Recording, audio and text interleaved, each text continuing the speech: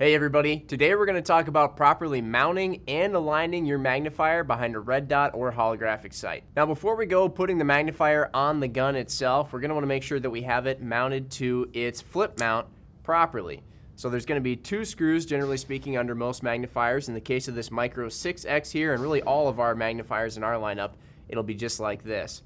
In the box, you're going to see a shim, or maybe even more than one shim, that will go between the mount itself and the magnifier.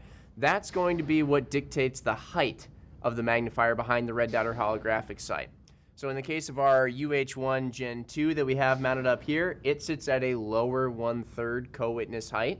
And the shim being placed between the mount and the magnifier here puts the magnifier at a lower 1/3 co-witness height. So we always want to make sure, whether or not we're using that shim, it's completely based upon what height our red dot or holographic sight is. We want to match them up properly. Once you've determined which shims you're going to be using, if any, between the mount and the magnifier, just make sure that you are using the right torque specs on these 2 screws to attach the optic to the mount. We recommend 20 inch-pounds with just a dab of Loctite. Going over that value can potentially induce some alignment issues later on. 20 inch-pounds is all you need. One important thing to mention, before you go and torque down those screws, make sure that you have the magnifier in the orientation on top of the mount that you'll want it to be in when it's on the rifle. That's important because our magnifier's mount flips the magnifier to the side when we want to disengage it from being behind our optic. In this case, you can see that on our rifle, the magnifier would flip to the right side of the gun.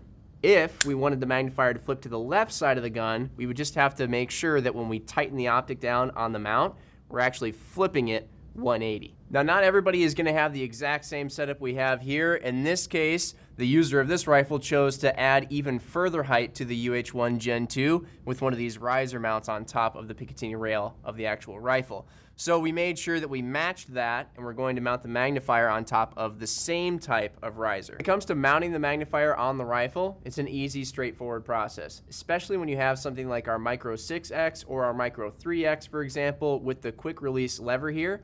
We adjust that to the proper tension for our rail, and then we simply index it in place. As far as where the magnifier sits front to back in relation to your optic, there's not an exact spec on where it needs to be behind this optic to work properly. There's a pretty generous sweet spot there. The real thing you should consider and take into account is where you need to mount this magnifier in order to achieve the proper eye relief, so that when you're in your comfortable shooting position, you're in the sweet spot of where this optic is going to be delivering the most optimal image. Again, in the case of the quick release lever here, once we've adjusted that lever so that it fits securely on our rail when cammed over, all we have to do is just cam that lever and we're ready to go. If we have a thumb screw or some other form of attachment to the rail, then just make sure that we're doing that to a good spec that's going to hold it securely in place atop our rifle. In most cases, once the magnifier is mounted up on the rifle behind your sighted-in red dot or holographic sight, and they're at the same height, you should be ready to rock and roll, and you shouldn't have to do anything else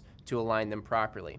In rare cases, you may find that looking through the magnifier, again with a sighted-in optic, the reticle is not near the center. For whatever reason, it's off to the side, top, bottom, somewhere. We can make some final adjustments to the alignment with the magnifier using these turrets here. There's an elevation and a windage turret like you're used to on other optics, and that will help dial that in a little bit more to center up that reticle. Again, not something we foresee many people ever having to do, but it is there. So there you have it, folks. That's how you properly mount and align a magnifier behind a red dot or holographic sight.